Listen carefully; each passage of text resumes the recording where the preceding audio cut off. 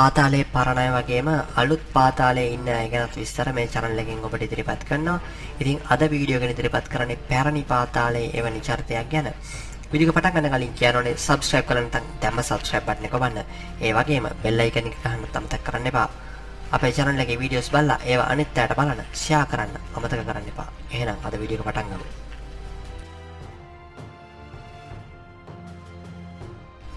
Noel Amarasinghe ගැන ඔබ නොදත් කරුණු. අංක 1. නොයල් අමරසිංහ ඉපදුනේ කීවැනි වර්ෂයේද? 1954 12 වෙනි මාසේ 20 දින. අංක 2. නොයල් අමරසිංහ කළ පළවෙනි ඝාතනය කුමක්ද?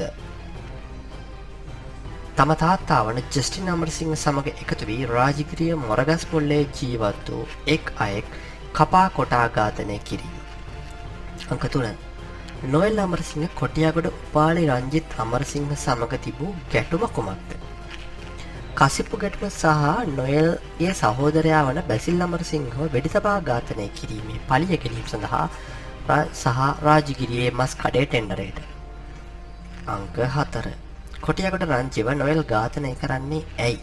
නොයල්ගේ ඝාතනයට වෙන සම්බන්ධ කරගන්නේ කාවද? නොයල් ප්ලෑන් කරපු වැඩක් සල්ලි වියදම් කරන්නේ වීනස් රාජා, වෙඩික්කරුව දෙන්නේ තලංගම ලක්ෂ්මන් සහ සරත් ඇතුළු පිරිස. වෙඩික්කරු තමයි ආමි ඇබ්සන් එකේ හිටපු තලංගම රවි. මොකද නොයල්ට ඕන වුණා අලුත් මුණක් බස්සලා රංජිව ඝාතනය කරන්න.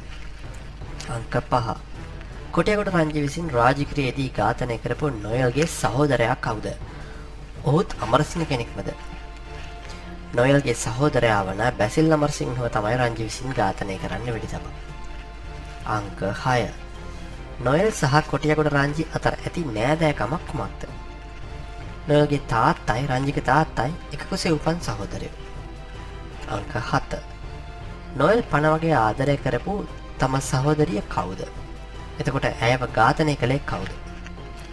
ඊවා අමරසිංහ මාළු නිහාල් විසින් ඝාතනය කර මොරගස්මුල්ලේ ඕලන්ද පල්ලිය අසල කානුවකට ගෙනත් දමා තිබුණා.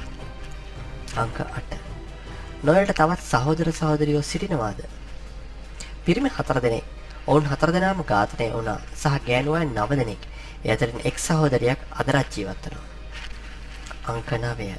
චින්තක අමරසිංහ සහ ධම්මික අමරසිංහ නොයල්ගේ කවුද? චින්තක සහ ධම්මිකගේ මව නොයල්ගේ එකකුස උපන් සහෝදරියක්. අංක 10. නොයල් අමරසිංහ විජේ ඝාතනයට සම්බන්ධ වන්නේ ඇයි?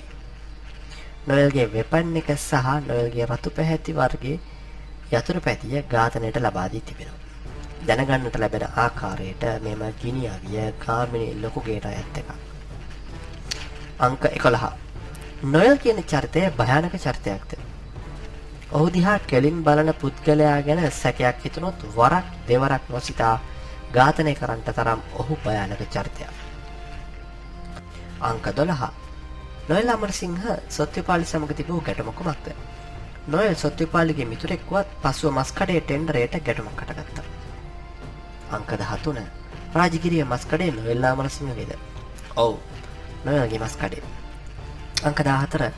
නොයල් අමරසිංහට පාවිච්චි කරපු යතුරු පැදිය කුමක්ද? එය කා විසින් නොයල් හට දුන් තෑග්ගක්ද? රතු පැහැති ට්‍රේලර් වර්ගයේ යතුරු පැදියක්. එය නාවල නිහාල් විසින් නොයල්ට දුන් ත්‍යාගයක් ලෙස තමයි හැඳින්වෙන්නේ. අංක 15. නොයල් අමරසිංහ සහ නාවල නිහාල් අතර තිබූ සම්බන්ධය කුමක්ද?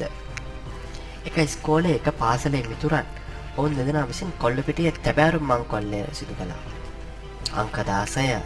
නොයල් අමරසිංහට අන්තිමට සිටින්න වෙච්ච බන්ධනාගාරය කුමක්ද? වැලිකඩ බන්ධනාගාරය. අංක 17. නොයල් අමරසිංහ තරම් එදා කොළඹ කාටවත් රඟන්න ලැබුණාද? නොයල් ඉදිරියෙන් කාටවත් රඟන්න ලැබුණේ නැහැ. නොයල් අමරසිංහ භාවිතා කරපු ගිනි අවිය කුමක්ද? T56 ගිනි අවියක්. අංක 19. නොයල් අමරසිංහව ඝාතනය වන්නේ කෙසේද? නොයල් එතකොට හිටියේ කොහෙද?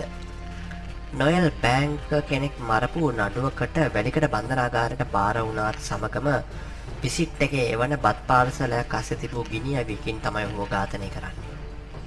අංක 30. නොයල් අමරසිංහ ඝාතනය කරන්නේ කවුරු විසින්ද?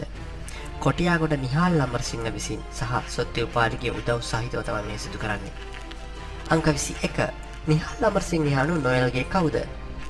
නොයල්ගේ තාත්තාගේ සහෝදරයෙක් පුතෙක්. අංක 22 නොයල් අමරසිංහව ඝාතනය කළ දිනය 1988 6 වෙනි මාසයේ 21 මේ යන විට වසර 34ක්.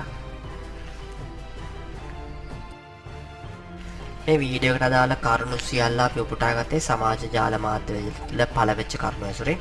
ඔයාලා මේ පාතාල ලෝකයට සම්බන්ධ පුද්ගලයෝ ගැන දන්න විස්තර තියෙනවා නම් අපේ Facebook page එකේ link එක තියෙනවා. ඒකට message කරන්න. ඔයාලා දන්න තොරතුරු ඔයාලා එවනේවා රහසිගතභාවය සුරකලා අපේ channel එක ඔස්සේ බෙදා හරින්න අපි ඔබට අවස්ථාව දෙනවා. ආයෙ හැමෝම මේ වගේ වීඩියෝ එකකින්